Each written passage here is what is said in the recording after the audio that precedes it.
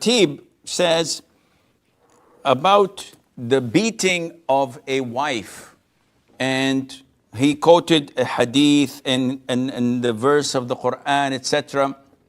Akhi, the general trend is that Allah ordered men to be kind to their wives. Allah says in the Quran, وَعَاشِرُوهُنَّ بِالْمَعْرُوفِ. You have to live with them in what is normal, what is kind, what is well known to people, to be accepted. You have a mother, you have a wife, you have a daughter, you have a sister, and you don't like people to deal with them harshly or in a violent way. So this is the general trend. However, what goes behind closed doors is something that only the man and his wife are capable of handling. There should be no outside interference, because whenever there is interference from the families, things go south. Also, the Prophet ﷺ told the companions that a lot of women visited my wives and complained to them of their husbands beating them. By Allah, they are not from among the best of you. Meaning these men who beat their wives are not among the righteous, the pious, those who are God-fearing. And this is a strong warning from the Prophet ﷺ. Now, when we judge things, we don't as Muslims refer to the United Nations. We don't refer to the Geneva Convention.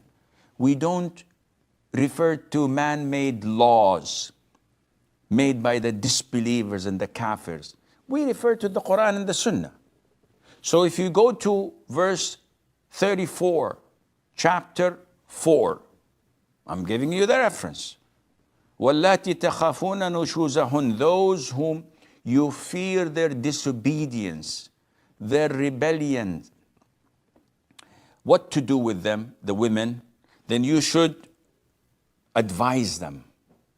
You should give them counseling. You should remind them of Allah, of how bad this is, how sinful it is, and that they are doing something that Allah does not love. فَعِظُوهُنَّ. If this doesn't work, وَهْجُرُوهُنَّ فِي الْمَضَاجِعِ. Then you have to abandon them, but this is only in regards of intimacy. So you sleep with her on the same bed, but you don't have any intimacy. You don't hug her, you don't kiss her, you don't have any hanky-panky. And this goes on like the issue of advising her for a while, not for a day or two, or for a moment or two, maybe for a couple of weeks, 3 weeks of advising, didn't work, then abandon being intimate with her for 3-4 weeks. This doesn't work. Then the last and third and final resort is to beat them. So Allah doesn't say bring a baseball bat to beat them up with it. Ibn Abbas, when who is one of the great interpreters of the Quran, was asked how to beat them, he said, with this. You see this twig? If I beat myself with it, I'm not gonna be affected. He said, you beat them without breaking a bone, shedding blood, leaving a mark, and avoid the face. What kind of beating is this, my friend? Well, this kind of beating is not meant to be physical. It is meant to be sentimental, something that would hurt her, to open her eyes, to see how disobedient she is and how bad as a wife she is. After all the love, my husband is beating me with a twig.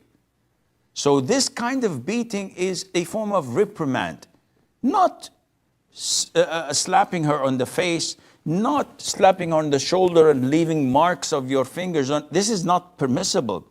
It should not leave a mark on the body. It should not shed blood. It's only to reprimand, and this is for the purpose of getting things back to normal rather than divorce, and Allah Azza wa Jal knows best.